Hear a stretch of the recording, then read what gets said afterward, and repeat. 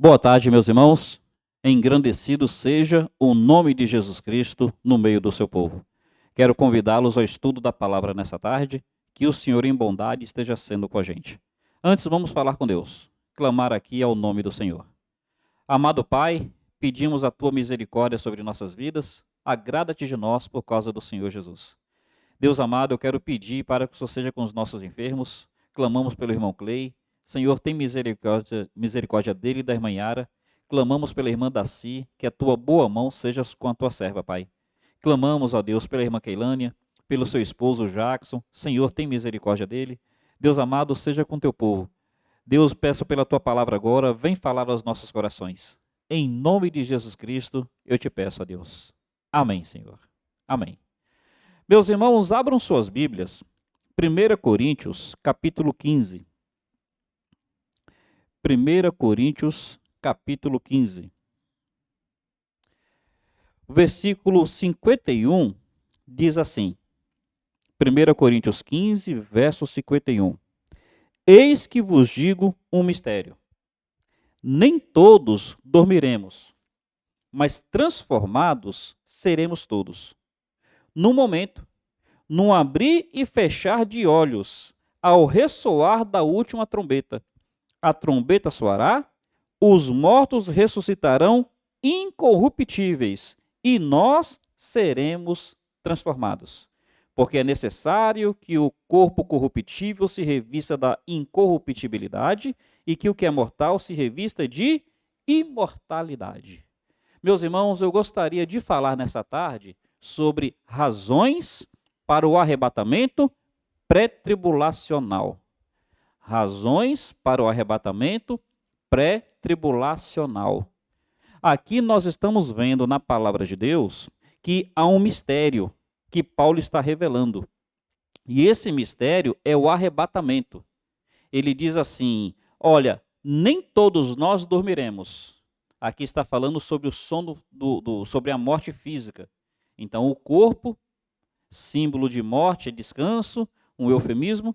Então, nem todos morreremos fisicamente. Mas ele fala, arrebatado seremos todos. Ele já deixa claro que isso é um mistério. E ele fala que isso será no instante, no abrir e fechar de olhos. Meus irmãos, todos os crentes que realmente creem na palavra de Deus, toda a fé ortodoxa vai crer que Cristo arrebatará a sua igreja. Isso é indiscutível. Entre os cristãos, genuinamente cristãos, isso é indiscutível. Nós cremos que Deus intervém na história. Deus criou o mundo e Deus interveio em situações específicas. 2000 anos atrás, interviu com o nascimento de Jesus Cristo, com a sua ressurreição e com a sua ascensão ao céu. E promete, então, uma intervenção futura, com o arrebatamento da igreja. E uma intervenção ainda futura, a vinda do Senhor Jesus Cristo. Então, que Cristo arrebatará a sua igreja, todo crente verdadeiro acredita nisso. Mas existe uma discussão. Quando será o arrebatamento? Alguns creem que será antes da tribulação. Alguns creem que será no meio da tribulação. Outros creem que será no final da tribulação. Meus irmãos, no meio dessa discussão, eu sou muito categórico em dizer que o arrebatamento será antes da tribulação. Eu creio no pré-tribulacionismo. Cristo buscará a sua igreja antes da tribulação. É por isso que quando eu vou falar sobre a vinda de Cristo, sobre escatologia, eu deixo bem claro que nós não estamos na expectativa do anticristo. Nós estamos na expectativa de Cristo.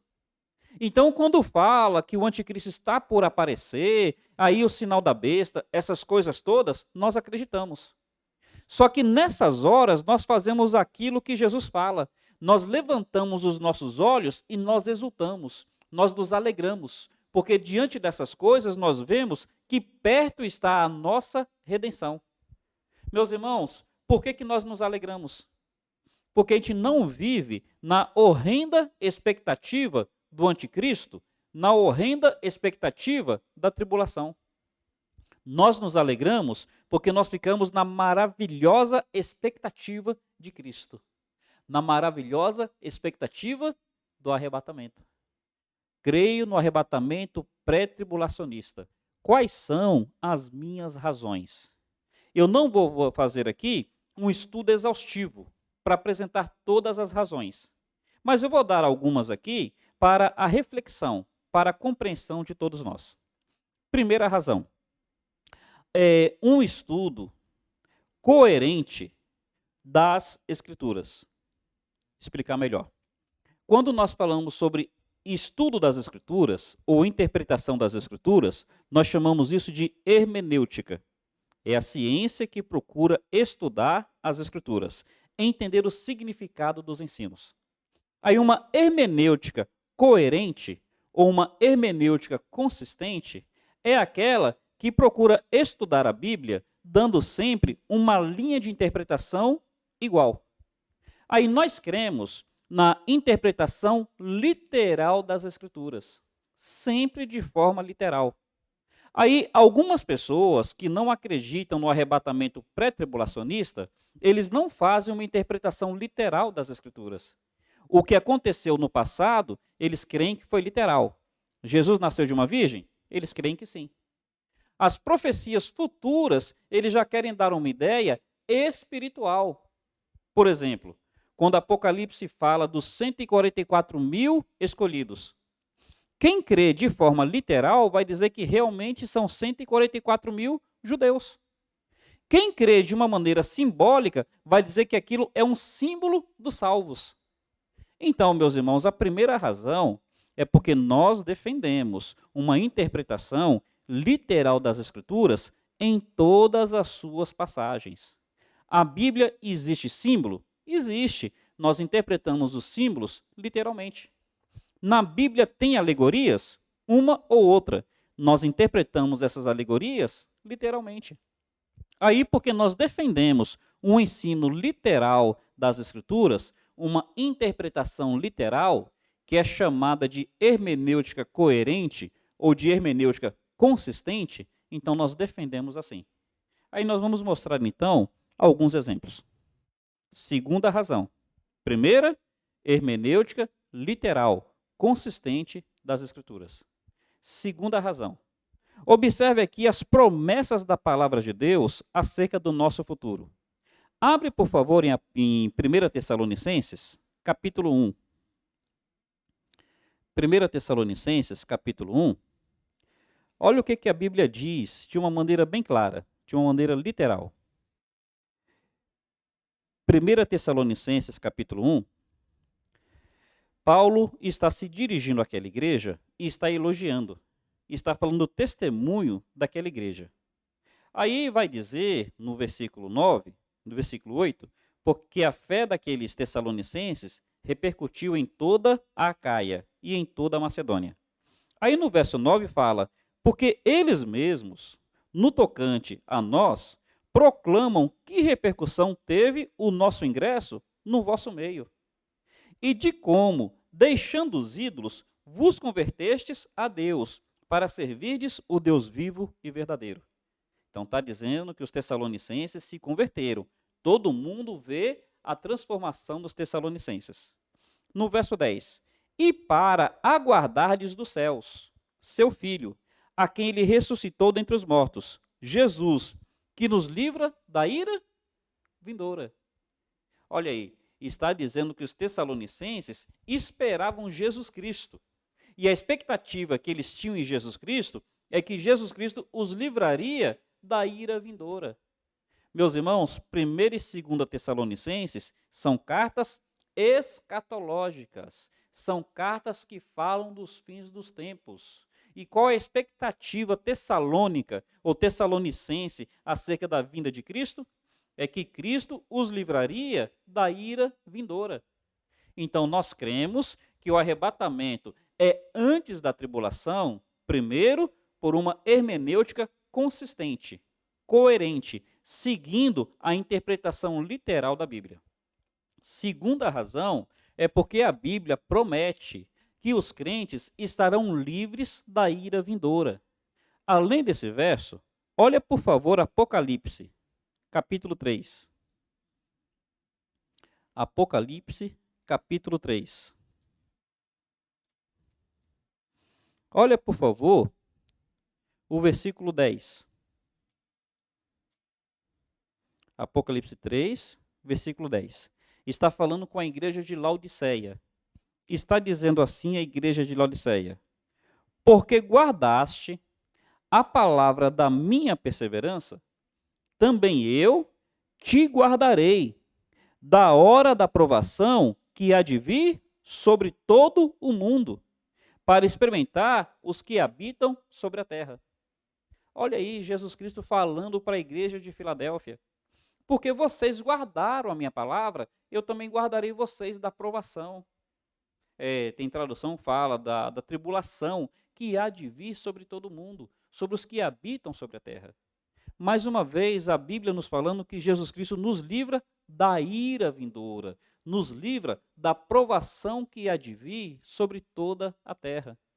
Meus irmãos, entendamos isso. O que nós estamos dizendo acerca deste assunto? Que o arrebatamento é algo real. Todo crente sincero crê nisso.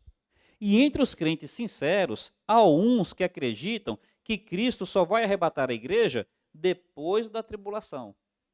Outros que será no meio da tribulação. E outros que será antes da tribulação. Eu creio e eu ensino categoricamente que Cristo arrebatará a sua igreja antes da tribulação. Quais são as razões? Uma compreensão coerente, consistente da interpretação da Bíblia, sempre no sentido literal. Segunda razão, as promessas que a Bíblia tem acerca da igreja é que a igreja será liberta, será livre, será protegida da ira.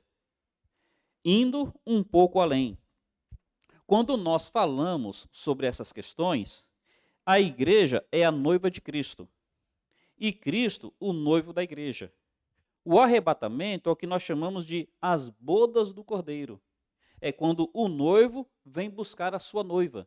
Lembra a parábola das 10 virgens? Eis o noivo. Então, quando a gente vê esse modelo no casamento judaico, como é que é esse modelo no casamento judaico? O noivo toma a sua noiva, passa 7 dias em festa. E depois apresenta a sua noiva publicamente. Então, na nossa cultura, como é que acontece? Nós temos a cerimônia de casamento, ali troca-se as alianças, faz-se os votos. Tem a festa e depois a lua de mel. Não é assim conosco? Entre os judeus era diferente naquela época. Entre os judeus, olha, houve a aliança, houve a troca de votos. Então, o noivo busca a sua noiva e eles saem em lua de mel.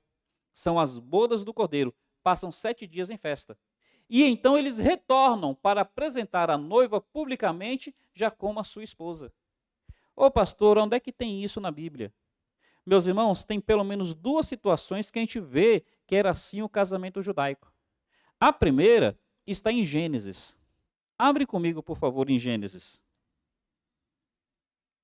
Gênesis, capítulo 30. Desculpe, capítulo 29, quando Jacó vai se casar, ele é enganado. Aí no capítulo 29, quando ele acorda no outro dia e ele vê que foi enganado, olha o que Labão diz a ele. Respondeu Labão: não se faz assim em nossa terra, dá-se a mais nova antes da primogênita. Decorrida a semana desta, dar-te-emos também a outra, pelo trabalho de mais 7 anos. Concordou Jacó, se passou a semana desta. Então Labão lhe deu por mulher Raquel, sua filha. Quanto tempo foi a lua de mel de Jacó com Lia para então poder se casar com Raquel? 1 semana, 7 dias. Quanto tempo será a tribulação na terra? 1 semana, 7 anos. 1 semana de anos, 7. Então, assim como no casamento judaico, a noiva ficava desposada, ficava em lua de mel com o noivo por 7 anos, para então ser apresentada publicamente, Jesus Cristo arrebata a sua igreja, terá festa no céu. E aqui na terra, a tribulação de 7 anos. E depois desses 7 anos, Jesus Cristo vem com a sua noiva para apresentá-la publicamente diante de todos. Era assim o casamento na cultura judaica. Tem 2 passagens que mostram isso. A primeira, essa aqui de Gênesis.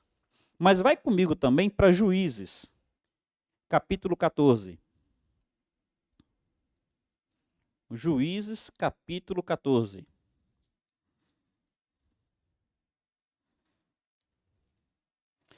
Juízes, capítulo 14, é quando Sansão se casa com aquela mulher filisteia. Aí, observa, por favor, Sansão vai dar um banquete para aqueles homens, porque assim se costumava fazer entre aqueles homens. E olha o que Sansão vai dizer um pouco abaixo. Verso 12. Disse-lhe, pois, Sansão, dar-vos-ei um enigma a decifrar. E se nos 7 dias das bodas, os 7 dias das bodas, decifrades, aí é aquilo que os irmãos já sabem, ele fez um acordo. Mas o texto está dizendo que as bodas duravam 7 dias. Observe, por favor, o versículo 15. Ao 7º dia, dissera a mulher. Percebe? 7 dias, as bodas de casamento. Era assim na cultura judaica. Então, por que nós cremos, por que eu creio, que eu ensino um arrebatamento pré-tribulacional? Primeiro, pelo ensino consistente, coerente das Escrituras. Nós interpretamos a Bíblia sempre literalmente. As profecias do passado se cumpriram literalmente, as profecias do futuro se cumprirão literalmente. Segunda razão, as promessas da Bíblia é que Jesus Cristo nos livrará da ira futura. Então a Bíblia nos ensina assim, Jesus Cristo nos livrando da ira futura. 1 Tessalonicenses 1, aquele verso que a gente leu, último versículo de Tessalonicenses 1, e aquele de Apocalipse 3,10. A provação que há de vir sobre toda a terra, o Senhor vai nos livrar dela. A terceira razão é que a Bíblia mostra, a Bíblia ilustra que o arrebatamento da igreja é o noivo buscando a sua noiva.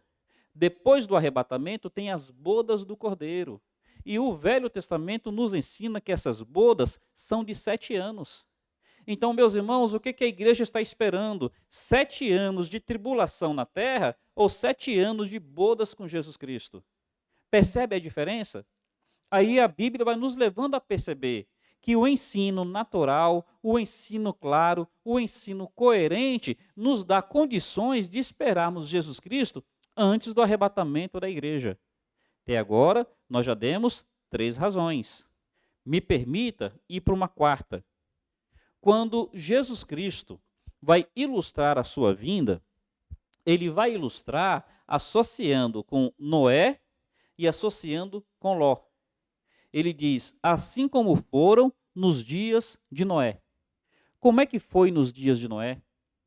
A Bíblia fala que os homens casavam, davam-se em casamento, compravam, vendiam, bebiam, comiam. Viviam uma vida tão somente material. Até que Noé e sua família entram na arca. Noé e a família saem. Eles são tirados. Depois que Noé e sua família estão protegidos, aí o juízo é derramado. Aí então vem o dilúvio. Percebe como foi nos dias de Noé? Primeiro o salvo é tirado. Primeiro o justo é tirado. E depois que o salvo, que o justo é tirado, então é derramado o juízo. Então vem o dilúvio. Como é que será na tribulação? Primeiro, o salvo é tirado, o arrebatamento da igreja. Depois que o salvo é tirado, que a igreja é arrebatada, aí derrama-se o juízo. Aí então vem a tribulação. Jesus Cristo vai dizer como foram nos dias de Noé. E ele vai reiterar como foram nos dias de Ló. E nos dias de Ló, mais uma vez nós percebemos isso. O que acontece? As pessoas viviam suas vidas ímpias. As pessoas viviam alheias à expectativa do juízo que estava de vir sobre Sodoma. Assim como nos dias de Noé, as pessoas estavam alheias ao juízo que estava por vir ao mundo, nos dias de Sodoma, as pessoas estavam alheias ao juízo que estava de vir sobre elas. Vêm os anjos. Os anjos chegam lá em Sodoma, acontece toda aquela situação que nós conhecemos, aí os anjos falam para Ló assim: sai daqui, sai você, sai sua esposa, sai suas filhas, saem todos os seus parentes, saiam, porque o juízo virá sobre Sodoma. E o texto vai dizer que Ló, ele se demorava em Sodoma, e enquanto ele se demorava, o juízo não vinha. Aí o texto fala que chegou um momento onde os anjos pegaram Ló, a esposa, e as filhas pelas mãos e arrebataram eles, arrastaram eles para fora da cidade. Então, meus irmãos, lembrem, observe por favor, só para ficar mais claro, Gênesis capítulo 19. Gênesis 19.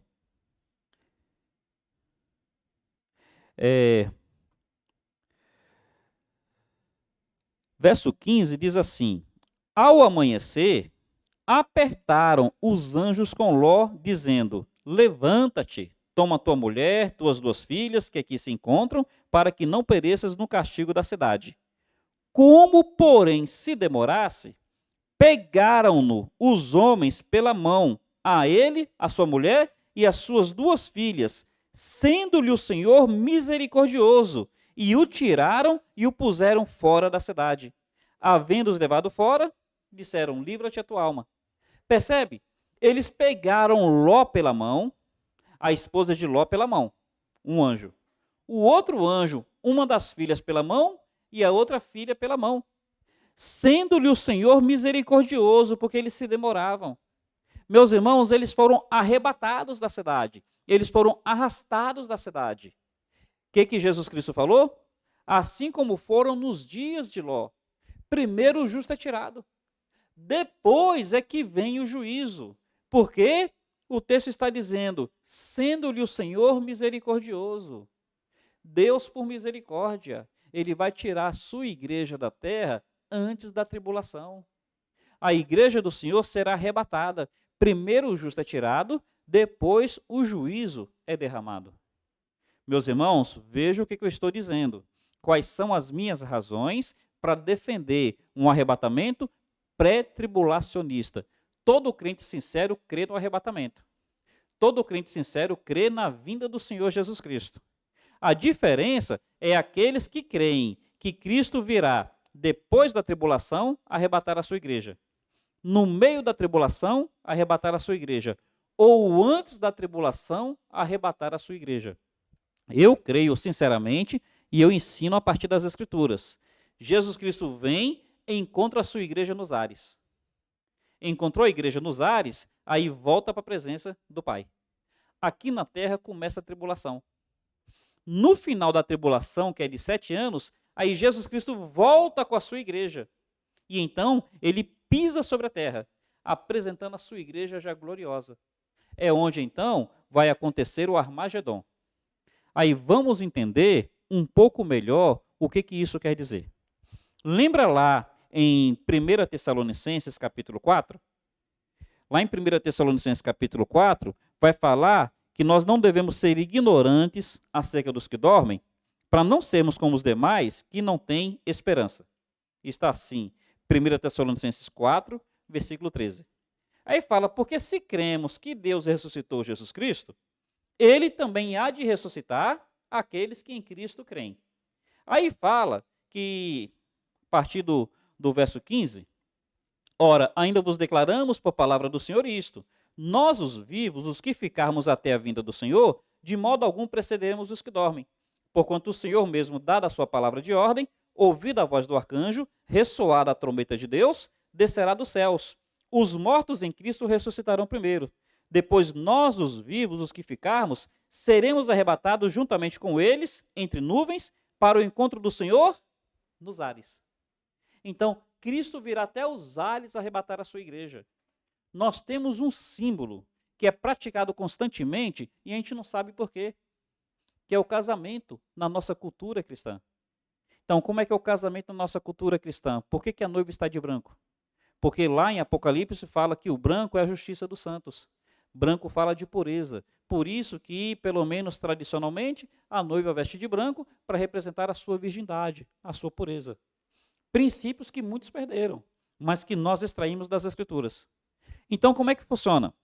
A noiva, ela adentra o templo, ela está indo ao encontro do noivo lá no altar. O noivo sai do altar e vai encontrar com a noiva no meio do caminho. Aí o noivo, então, pega a noiva no meio do caminho e conduz ela de novo ao altar. De onde foi que nós tiramos esse simbolismo, meus irmãos? De onde foi que nós tiramos essa lição? É porque nós temos práticas, nós temos costumes, nós temos hábitos que foram paudados por uma cultura cristã. Aqui está falando do arrebatamento da igreja. Assim como a noiva vai ao encontro do noivo, nós, como igreja, que somos noivas de Jesus Cristo, um dia subiremos aos céus para encontrar com o Senhor nos ares. Jesus Cristo virá do altar para encontrar com a sua noiva nos ares. Os dois se encontrarão nos ares, e aí o que Jesus Cristo fará? Conduzirá a sua noiva à presença do Pai. Conduzirá a sua noiva aos céus. Meus irmãos, é isso que a Bíblia nos ensina. É por isso que nós podemos estabelecer isto. Mas eu queria dar ainda uma quinta razão. Observa, por favor. Abre aqui em Mateus, capítulo 25. Mateus, capítulo 25.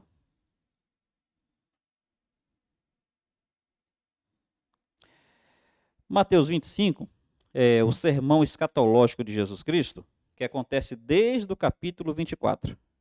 Aí aqui no capítulo 25, diz assim: quando vier o Filho do Homem na sua majestade e todos os anjos com ele, então se sentará no trono da sua glória. E todas as nações serão reunidas na sua presença. E ele dirá aos que estiverem à sua direita: vinde benditos de meu Pai. Então Jesus, ele veio, estabeleceu aqui a sua glória. Aí ele vai reunir as pessoas. O texto fala que ele vai reunir como o pastor. Separa as ovelhas dos bodes. Ovelhas à direita, bodes à esquerda. A minha pergunta é a seguinte: pensa bem nisso. Se fosse do jeito que os pós-tribulacionistas ensinam, se Jesus ele vem e já arrebata a sua igreja, então ele vem e arrebata a sua igreja, quem é essas pessoas que ele vai reunir à sua direita e à sua esquerda? Quem seriam essas pessoas então? Porque veja, se ele veio e arrebatou a igreja, sabe, e agora chegou até a terra, para que ele precisa separar bode de ovelha? Se ele já acabou de arrebatar os salvos? Quem seriam essas pessoas então? Percebe que a ideia de um arrebatamento pós-tribulacionista não explica esse texto? Pelo contrário, vai ter uma dificuldade muito grande com esse texto. Então faz de conta.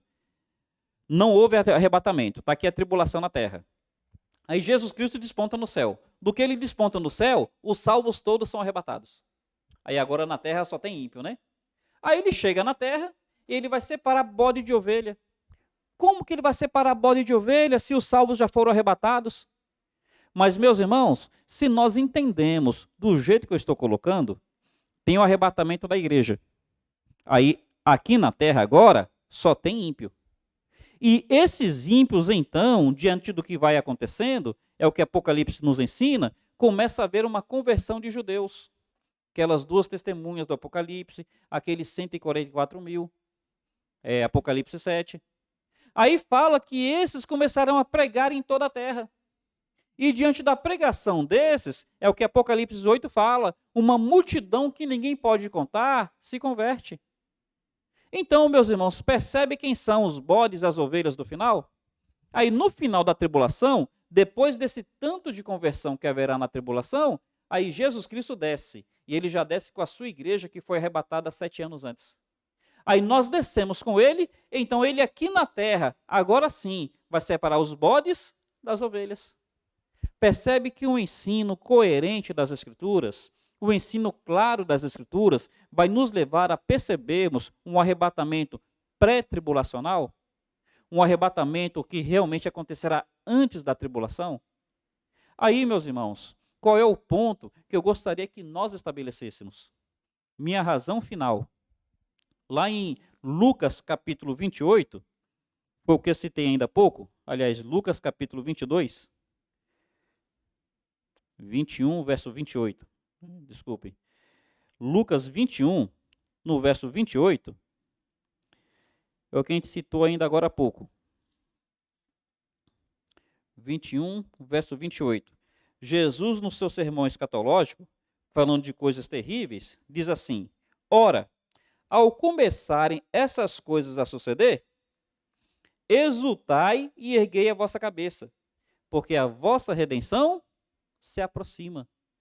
Meus irmãos, quando nós vemos os sinais escatológicos, quando nós vemos que o mistério da iniquidade já opera, quando nós vemos que o mundo está indo de mal a pior, enganando e sendo enganado, quando nós vemos que está por vir o anticristo, que o cenário já está armado, qual é a atitude que nós precisamos ter? Ora, se eu cresce que eu vou passar pela tribulação, desculpa, minha atitude vai ser de angústia, vai ser de medo, vai ser de temor. Se eu realmente acredito que o anticristo vai ter domínio sobre o mundo no qual eu estou vivendo, a ponto de não me deixar comprar e nem vender, ora, então a minha atitude vai ser de medo, vai ser de angústia, vai ser de pavor, pode ser no mínimo de apreensão.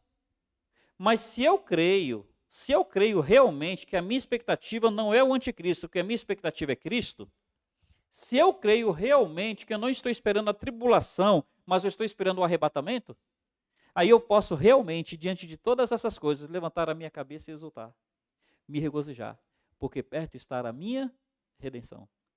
Meus irmãos, as profecias acontecerão literalmente, tais quais estão escritas. Realmente virá o anticristo. Realmente virá uma tribulação sobre a terra. Realmente virá um período difícil.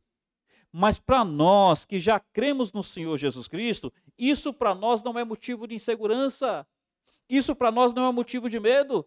Nós podemos nos regozijar porque nós não esperamos o anticristo, nós esperamos a Cristo, não esperamos a tribulação, nós esperamos o arrebatamento. Eis as razões que eu tenho para defender um arrebatamento pré-tribulacional. Não são apenas essas, temos outras. Mas no tempo que nós estamos dispondo aqui, queria deixar essas com vocês. Que assim como isso me traz segurança, que o Senhor, na sua bondade, traga segurança ao seu coração também.